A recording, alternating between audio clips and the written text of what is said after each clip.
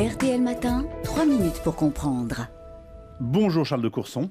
Bonjour. Merci beaucoup d'être avec nous ce matin sur RTL, député UDI de la Marne, membre de la commission des finances. On connaît votre goût pour une gestion saine de nos finances publiques. La Cour des comptes s'est donc fâchée tout rouge sur la perception de l'impôt en Corse.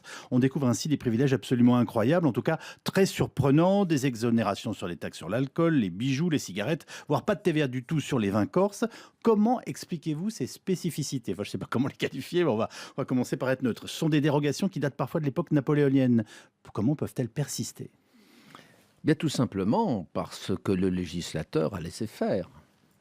Et que si vous prenez l'exemple du tabac, une directive communautaire a imposé l'harmonisation, ne serait-ce que pour des buts de santé publique. Vous savez qu'en Corse, quand vous achetez un paquet de blondes, vous payez 5 €. Sur le continent, vous payez 7 €. D'ailleurs, la consommation apparente en Corse est 2 fois supérieure par tête au continent. Mais en fait, ça s'explique tout simplement, c'est que tous les touristes qui vont en Corse ramènent beaucoup de cigarettes. Et ce qui permet aux élus locaux de dire vous êtes bien contents de les acheter chez nous, vos cigarettes. Ce qui est quand même incroyable comme argument. Depuis le 31 décembre 2015, tout ceci devrait être harmonisé. Alors, dans sa réponse, je vous lis parce que je trouve ça savoureux, ce que répond le gouvernement. Oui. Ainsi, après un premier palier d'augmentation de 5 points du taux du droit de consommation sur les cigarettes intervenu en juillet 2013, il reste à achever la convergence prévue à l'article 12 de la directive, qui s'appliquait au 31 décembre 2015. Donc, il y a un problème de courage politique. Vous savez, moi, je l'ai vécu il y a 15 ans, quand je me suis attaqué à l'incroyable situation des droits de mutation sur les biens immobiliers en Corse. Oui. Vous savez que si vous héritez de votre père ou de votre grand-mère d'une propriété en Corse, on vous explique que vous n'avez pas à payer de droit de succession. Pourquoi ? Parce qu'un arrêté Miot de 1803-1804 du début du 19e siècle a supprimé les pénalités. Vous savez que quand votre maman ou votre papa décède, il faut que vous déposiez la succession. Vous avez 6 mois. Et si au bout de 6 mois, vous ne l'avez pas fait, vous avez des pénalités qui sont croissantes. Eh bien, en Corse, ça ne s'appliquait pas. Charles de Courson, on parle d'un manque. On peut traiter ça avec humour, et je dois le dire, en effet, ça nous fait sourire parfois, mais on parle quand même d'un manque à gagner d'au moins 80 millions pour le budget de l'État. Et à mon avis, c'est très en dessous de la réalité. Mais là n'est pas le problème.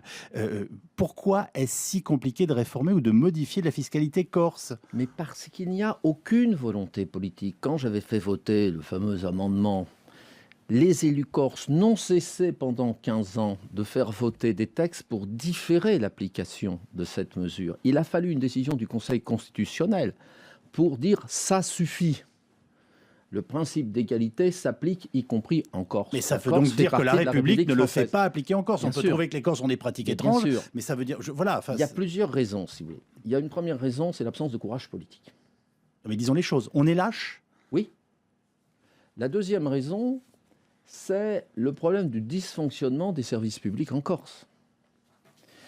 La Cour des comptes a regardé les taux de recouvrement, etc. On voit que les taux de recouvrement sont très inférieurs en France. Les 2 départements corse font partie des départements où on recouvre le moins bien l'impôt. Moi, j'ai trouvé, lorsque j'avais contrôlé la MSA en Corse, vous voyez, je débarque à la MSA en Corse, et qu'est-ce qu'on découvre ? On rappelle ce qu'est la MSA. La mutualité sociale agricole, Voilà. c'est le régime de protection sociale corse. Et la première chose qu'on découvre, c'est que le président ne paye pas ses cotisations. C'est normal, puisque quand vous êtes président, vous êtes là pour vous servir, vous n'êtes pas là pour servir le peuple. Deux questions, Charles de Courson. À la lumière de tous ces éléments, et encore, on vient d'évoquer 10% de ce que relève, de ce que vous connaissez par cœur, et de ce que relève la Cour des comptes. Considérez-vous la Corse, finalement, aujourd'hui, comme un paradis fiscal ? Et à la lumière de toutes ces exonérations, les Corses comme des assistés de la République qui n'ont pas le même régime que les autres habitants du pays. Moi, j'ai la faiblesse d'être républicain. C'est-à-dire que je crois au principe d'égalité entre tous les Français. Et il n'y a pas de Corse. Il y a des citoyens français habitant en Corse. Et les lois de la République s'appliquent. En matière fiscale, il y a un certain nombre de textes qui sont fondés, de dérogations, mais d'autres ne sont absolument pas fondés. C'est ce qu'a d'ailleurs dit la Cour, par exemple, sur le tabac.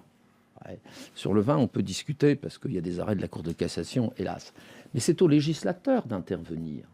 Et à chaque fois qu'on essaie de rétablir l'égalité en Corse, on voit les élus corses vous expliquer qu'il faut maintenir ce régime, cette espèce de conservatisme. C'est pas possible.